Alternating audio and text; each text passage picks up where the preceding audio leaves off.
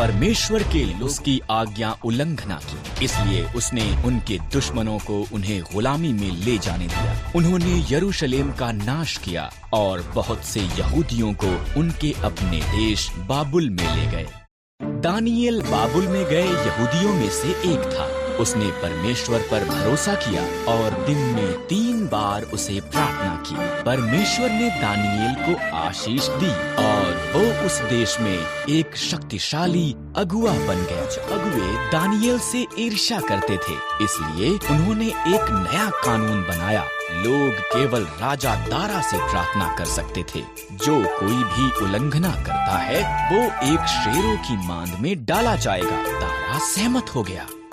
दानियेल ने अभी भी परमेश्वर से प्रार्थना की और पकड़ लिया गया। दारा उदास था। वो दानियेल को पसंद करता था। उसने जाना कि उससे चालाकी की गई थी, पर वो कानून को नहीं बदल सकता था।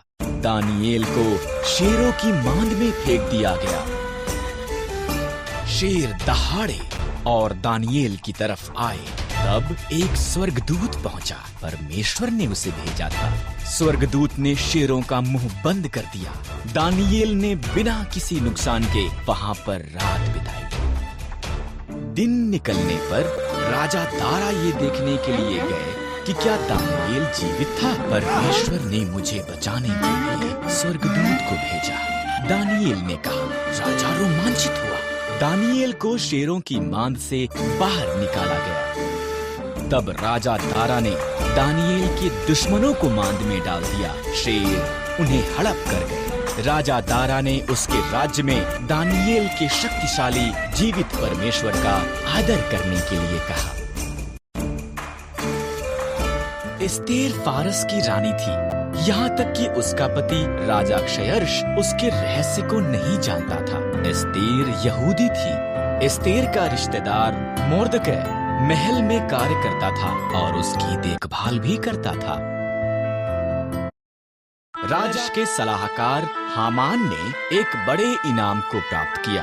वो बहुत घमंडी था। मोर्दकै के सिवा हर कोई उसके आगे सिर झुकाते थे। हामान अपमानित हुआ। उसने मोर्दकै और सभी यहूदियों को मारने की प्रतिज्ञा की। हामान ने क्षयर्ष को बताया कि यहूदी खतरनाक थे और उन्हें मारना चाहिए। क्षयर्ष सहमत हो गया और उन्हें मारने की एक योजना बनाई। मोर्दकै डर गया था और रानी एस्तेर को ये संदेश भेजा। राजा के मन को बदल। मोर्दकै ने कहा, अगर मैं उसके निमंत्रण के बिना जाऊं तो वो मुझे भी मार देगा। एस्तेर ने जवाब दिया, शायद तो इसी पल के लिए रानी बनाई गई थी। मोर्दकै ने कहा,